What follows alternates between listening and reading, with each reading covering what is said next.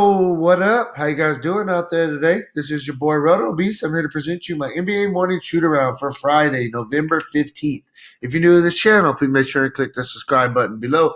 This way you can watch all my NBA, NFL, and MLB videos. If you haven't came and checked out our website here at dfscheatsheet.com, you're absolutely missing out.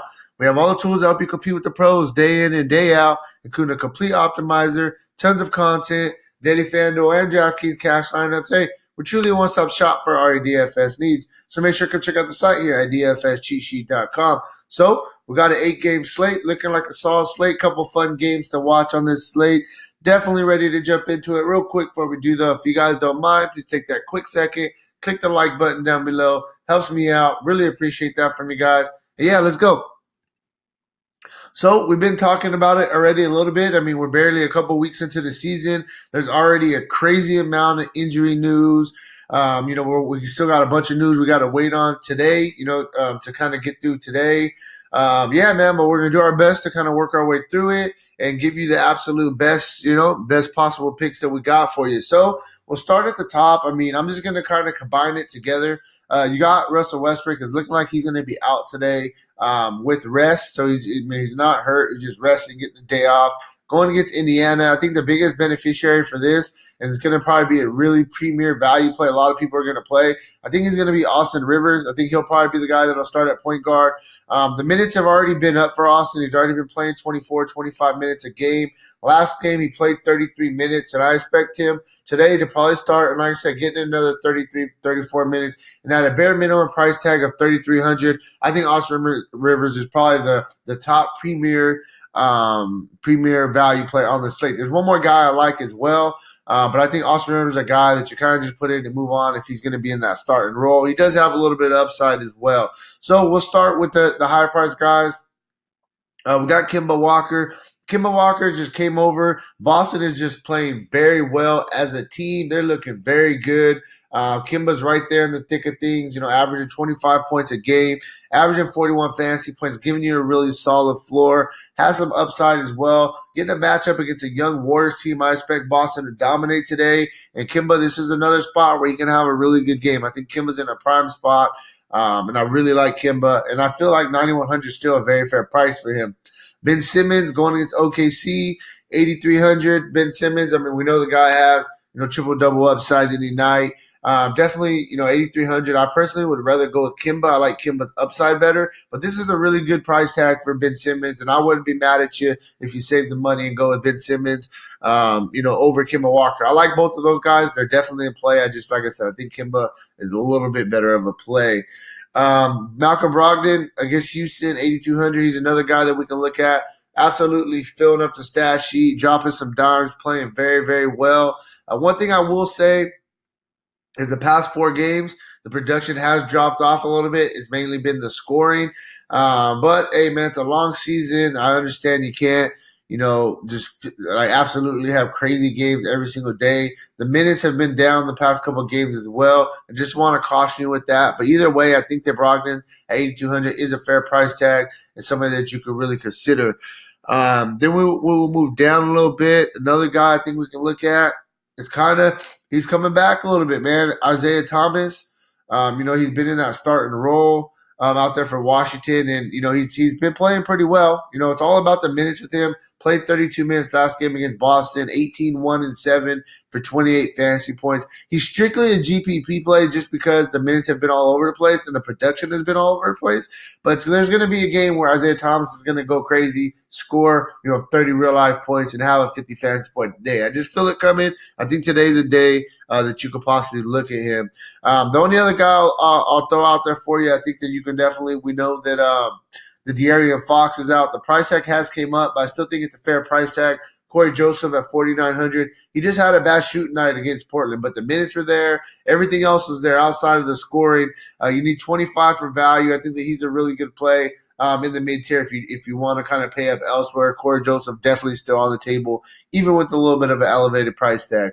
James Harden, 12.5, tough price tag, but with no Westbrook, I think this is the day where, I mean, you could pay it for Harden even on a big price tag and feel very comfortable with it. Harden's just been absolutely killing this season. The dude's averaging 38 real life points. I mean, look at what this dude's doing. He's been at least 60 points in 5 straight, 67 in 4 of those 5. No Westbrook today. The ball's going to be in his hand like crazy. I think that Harden is a really good play. If you could fit him in there, you can put him in there, feel comfortable, move on. I like him a lot.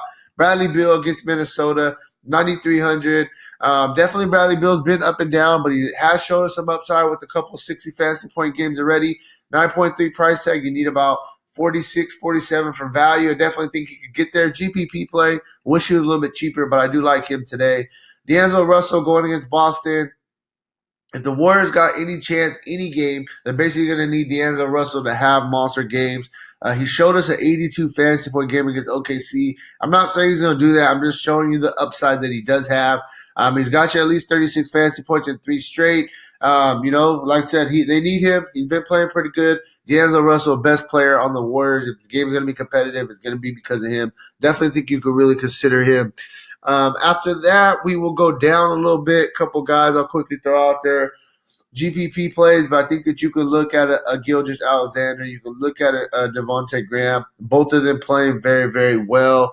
You can look at Bojan Bogdanovic. Past couple of games that Fox out, balling out. 3 straight games of 20-plus fantasy points. Showed us the massive upside against Portland a couple of games ago in only 31 minutes. Bojan's a guy I definitely think that you can look at as well. And that's really where I'm at. I think, you can throw Buddy Hield out there with them. I mean, there's not really too many mid-tier plays, or I would say a little bit lower-tier plays that I really liking at the shooting guard spot. Moving on, just a small forward. LeBron either way, like him even more if Anthony Davis does end up sitting. I think that he is a good play today. Jaylen Brown, all these Boston guys. You got Smart, Brown, Tatum, Kimba. They're all playing good. They're all getting theirs, especially with no Hayward out. They're all getting a little bit added bumps.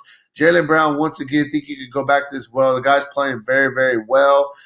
Tobias Harris, I think Tobias Harris is another guy we can look at once again, giving us a really solid floor. He does a little bit of everything. That's what we like. He plays his minutes. Definitely Tobias Harris is a guy that we can really, really look at. Jonathan Isaac as well against San Antonio.